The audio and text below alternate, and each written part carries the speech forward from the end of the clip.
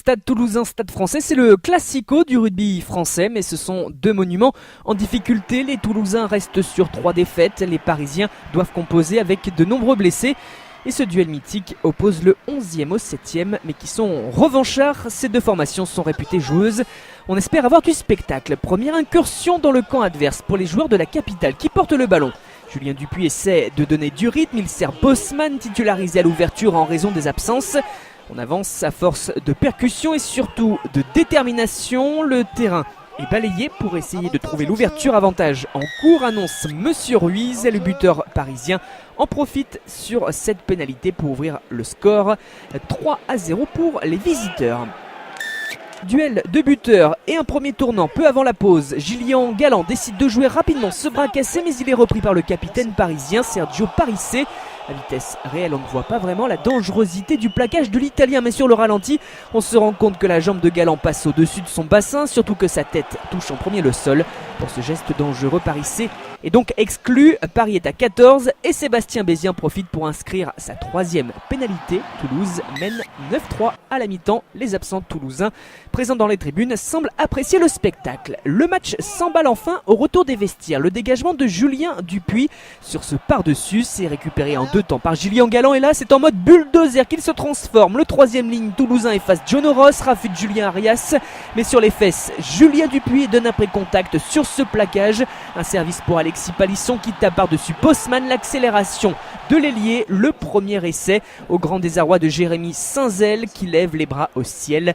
Et Bézi transforme donc l'essai toulousain.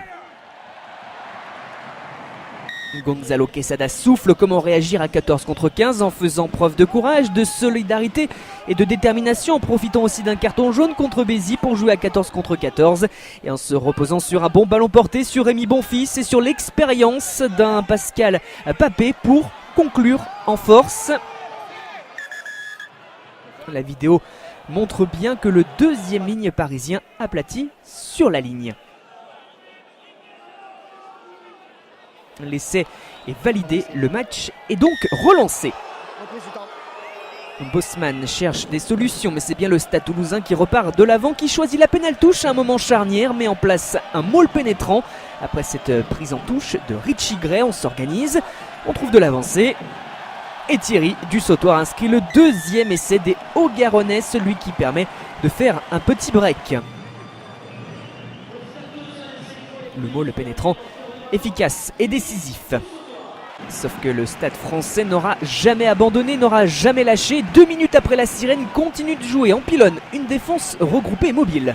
Clément Daguin écarte vers Bosman qui transmet à son tour. On a cherché à étirer pour créer des espaces dont profite Julien Arias, plus fort que Jean-Marc Doussin sur le coup pour le 2e essai parisien au forceps.